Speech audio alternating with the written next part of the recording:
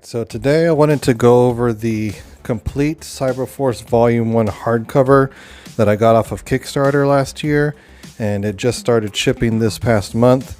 And so, first thing, this actually has a dust jacket, which was exclusive to the Kickstarter. If you look under here, it is a different image. And back here, I'll flip it around real quick. This thing is massive. I forget what the page count is for it. But basically that's what shows that it's a Kickstarter exclusive. And then we can always look at this later, but it's a different cover on the inside as well. Now, of course, for those of you who don't know, the reason that I'm going over this here on the channel is because in the early days of Image, you know, Wildcats and Cyberforce were heavily connected. And they actually had a very infamous crossover called Killer Instinct, which has been collected before. I'll put up some of the images here of the books that I know that they have collected it before, which is, you know, another reason that I picked this up. But Cyberforce for me was one of those that when it came out, I loved the concept. I loved the characters, and so it was kind of like neck and neck for me with this and following Wildstorm. But, you know, being a high school kid, I could only afford so much. And so, you know, I got a lot of these early issues, and honestly, the thing that caused me to finally leave the book was when Marc Silvestri stopped drawing it, which I know happened with a lot of the Image creators, including Jim Lee himself. But here you can see, you know, I'm going to be kind of talking and flipping through. This is the original mini-series, which has obviously been recolored. That's another thing that I was excited about with this collection. You know, a lot of the older stuff, you know, of course it still looks good, but with modern coloring, it, to me, it looks better. Like, I still remember this cliffhanger here being very dark when you first see those characters. But you know, here, you know, I'm going to try not to spend too much time. You know, I just kind of want to show you guys what it looks like, only because this is such a huge book, and everything, like I said, has been cleaned up here.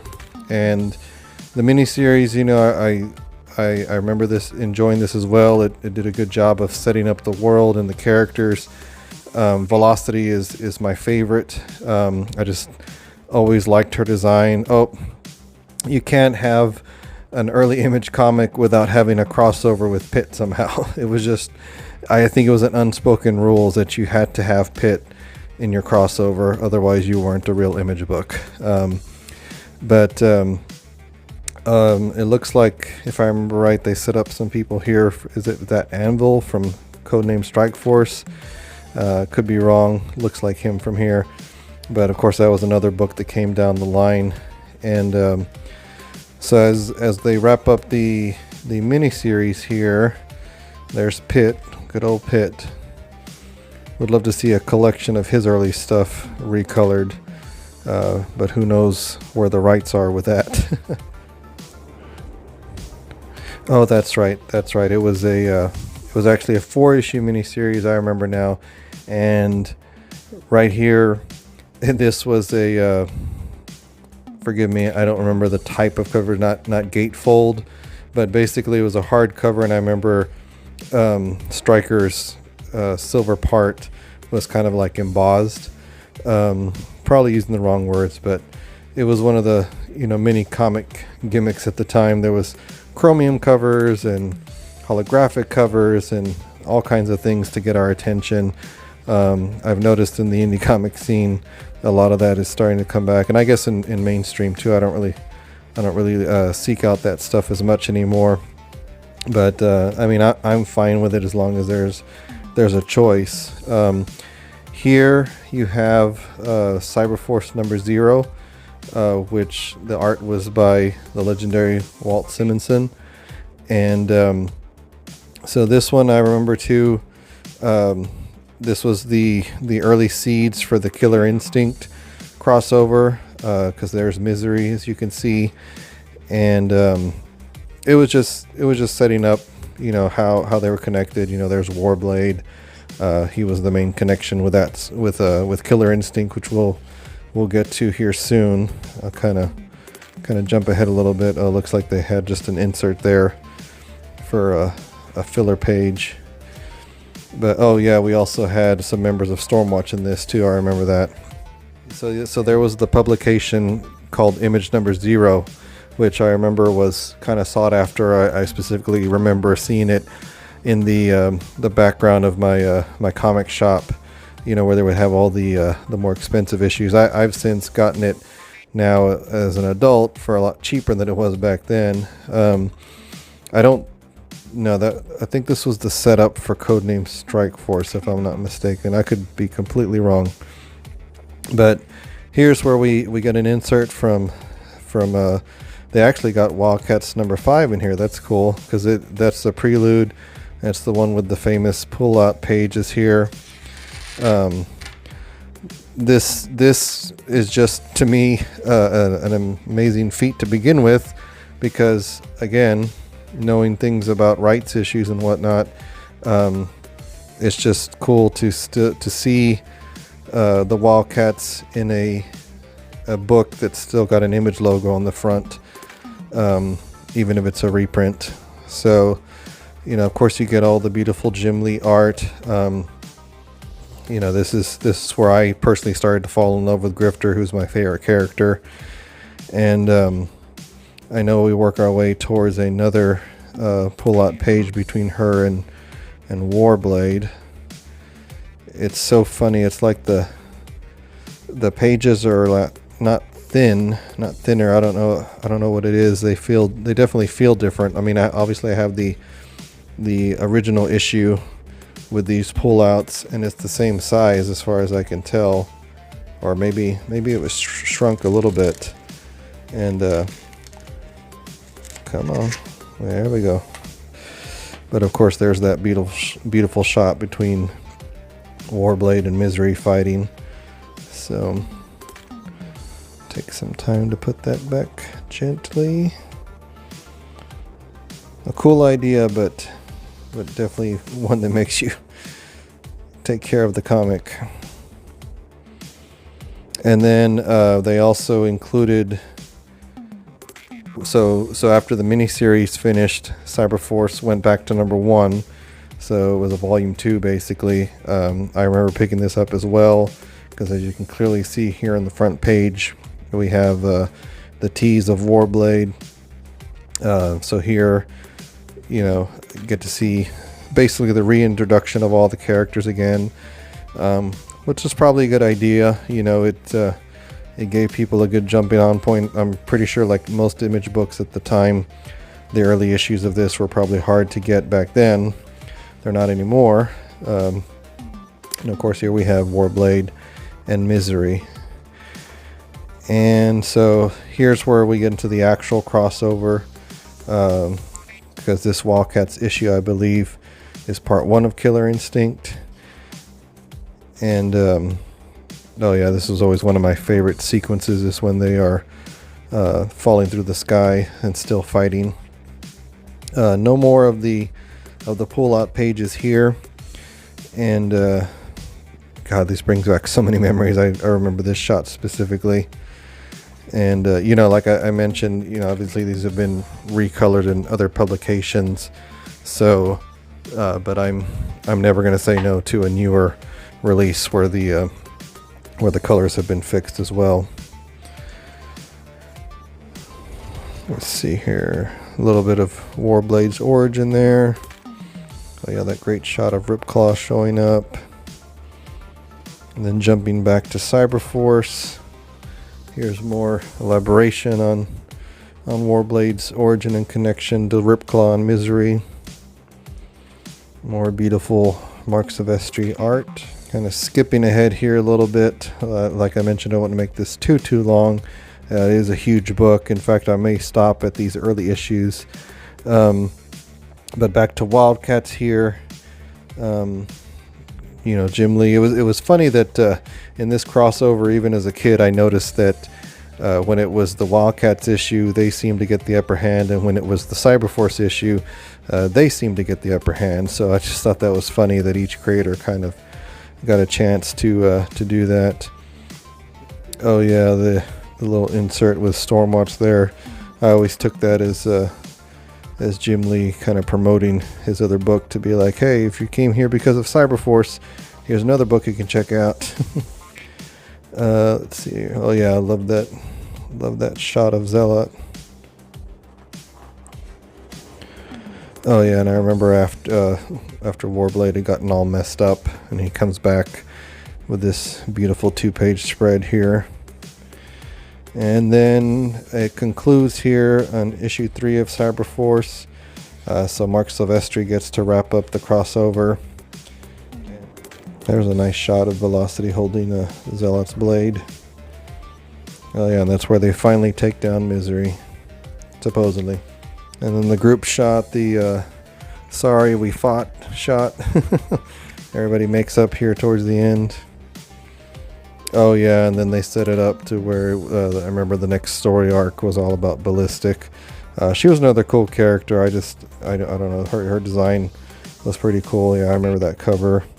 At this point is where I was. Yeah, it's so funny because Jim Lee and Marc Silvestri, I mean, they obviously had their own distinct styles.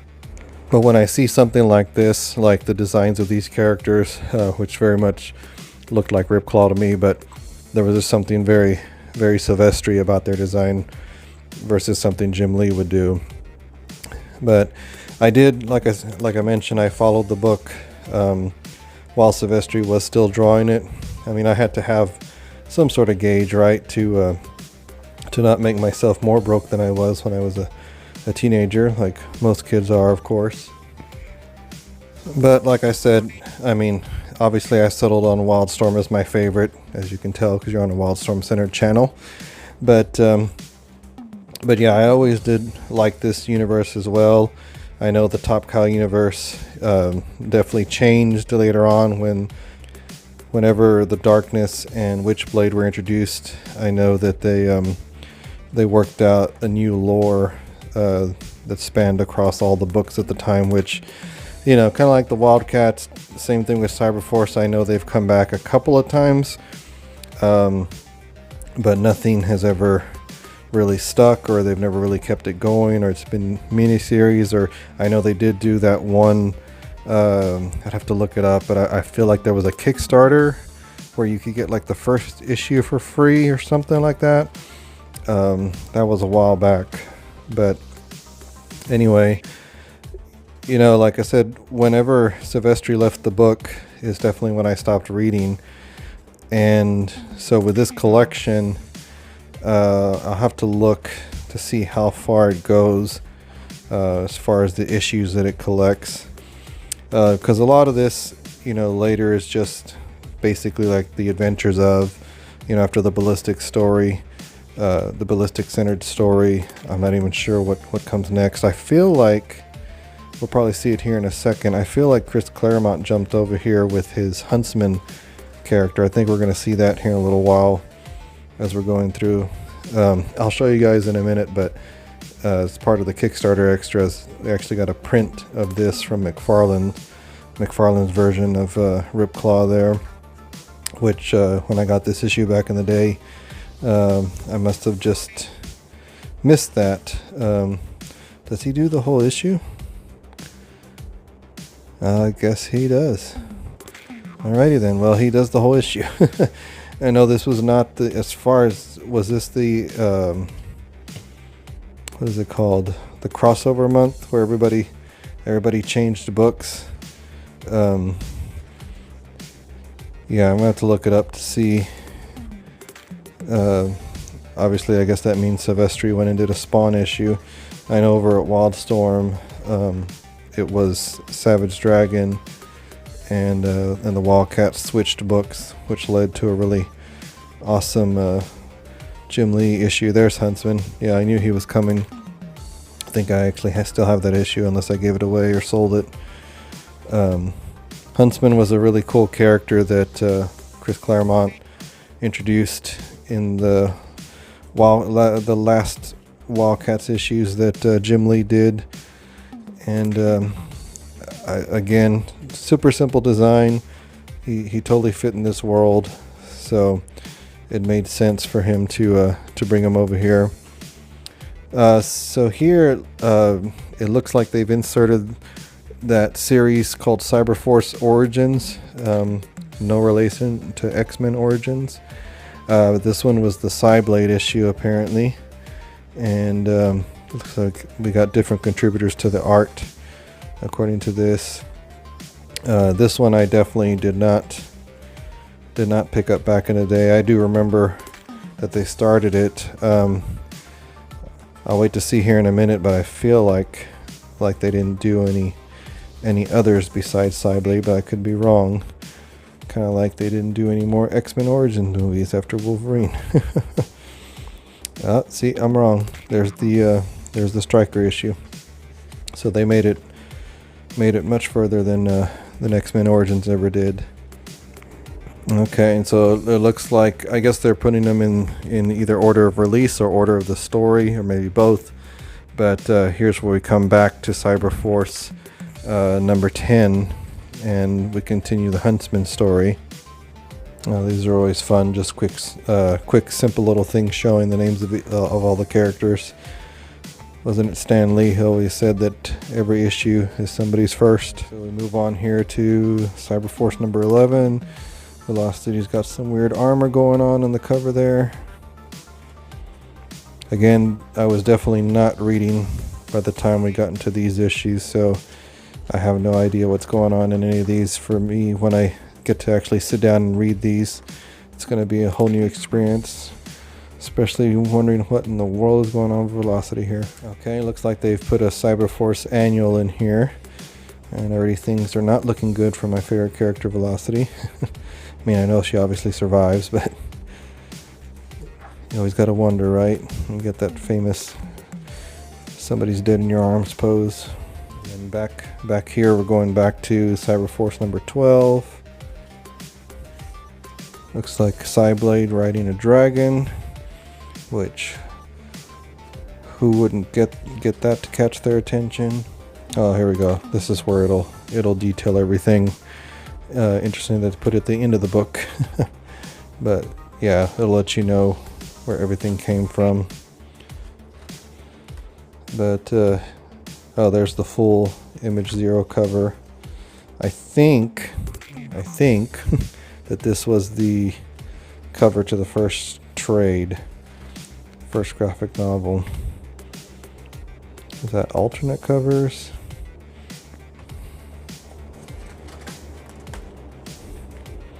Some really good art of those two characters. Oh look, there's some J. Scott Campbell, some Misery. I remember that character. Wow, there's the trade-off for you. Yeah, they're like, sure, you can put the Wildcats in there, but you gotta advertise for DC Universe Infinite. Oh my gosh. Alright, and to wrap up the video, I just want to show real quick. So this is some of the swag that they gave just for back in the Kickstarter. So you got a print of that McFarlane cover, and you got a postcard there of the original number 1, and then you get a small trading card of the second number 1. You get a Cyberforce bookmark, a coaster, and a couple of stickers here. So overall, pretty happy with it. Like I said, you know, I did like these characters, but for me, a lot of this was just because they were crossing over into Wildstorm. So I know this book is out on regular retail. Obviously, you don't get all this extra stuff. You don't get the Kickstarter cover. But if you're a fan of one or both these books, I would definitely recommend picking this up. So if you like this video, be sure and hit like, and please subscribe. Hopefully I'll get to do some more of these. I know there's not too much coming out this year for the 30th anniversary, unfortunately, but if there's something nice like a hardcover like this that'll come out, I'll probably pick it up, especially if it's the early Image stuff like this. So until then, I'll see you guys next time.